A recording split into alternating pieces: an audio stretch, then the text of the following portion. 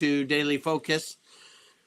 I hope that you are ready for a great weekend, and I hope today is a great start to that. I'm obviously dressed to go play golf with a few guys from our church, and looking forward to a little relaxation and exercise out in a beautiful day. But I wanted to jump into Psalm chapter 50.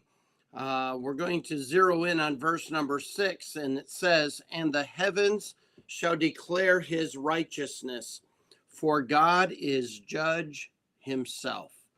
I think it's important for us to go into today with a mindset that we will answer for our attitudes and our actions.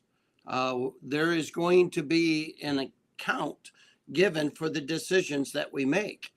Obviously, the text is talking specifically about the decision that people make regarding God and putting their faith in Him.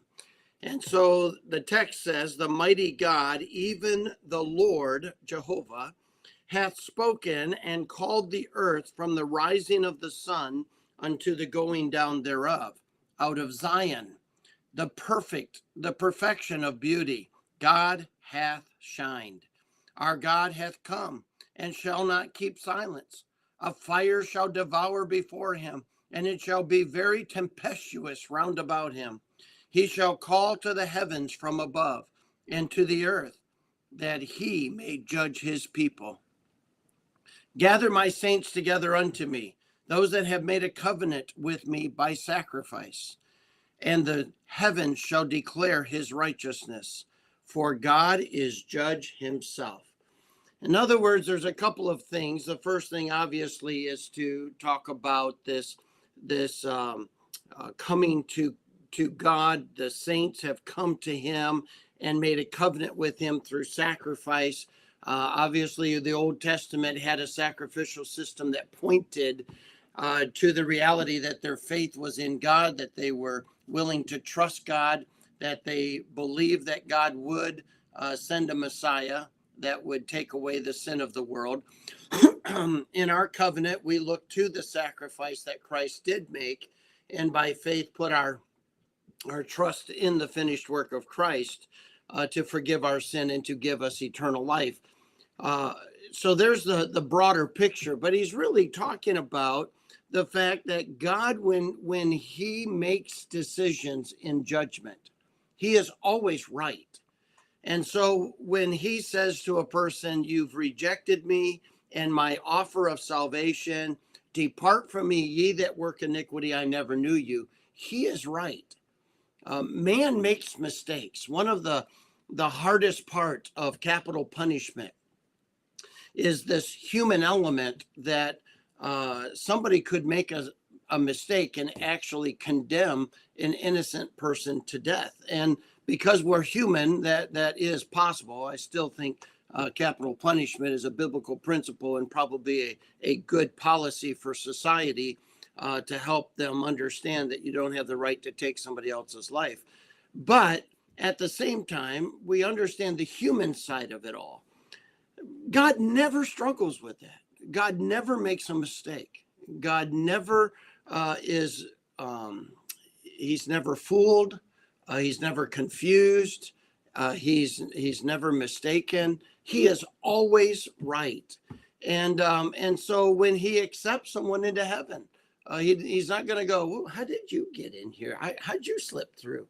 That's never going to happen with God. He is always right in the decisions that he makes.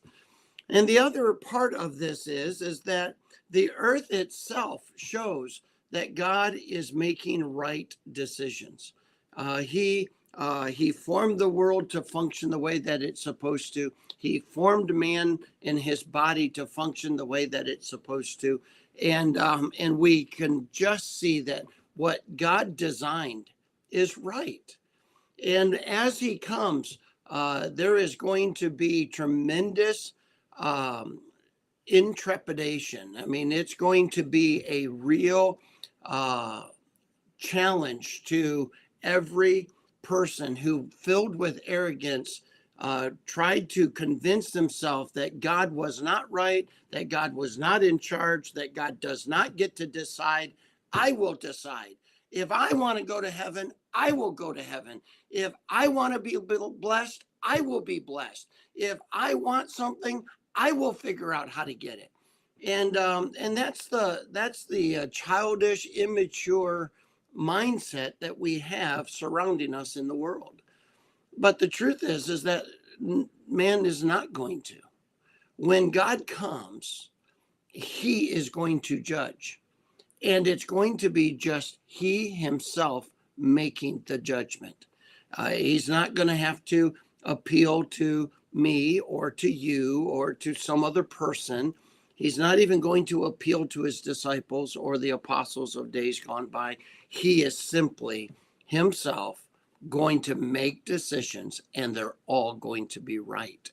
And so what happens is those that have opposed God will suffer the judgment of God.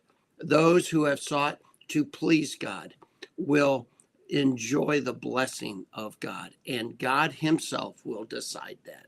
And so I rest in that. I find great comfort in that. I hope you do too, that we serve a God who loves us. He will judge sinners, and he will reward saints who desire to live in obedience to his commands and live in a way that will please him. I hope you'll do that today and through the weekend, and be reminded that it is God himself that does judge the world. God bless you. I'll look forward to seeing you again on Monday.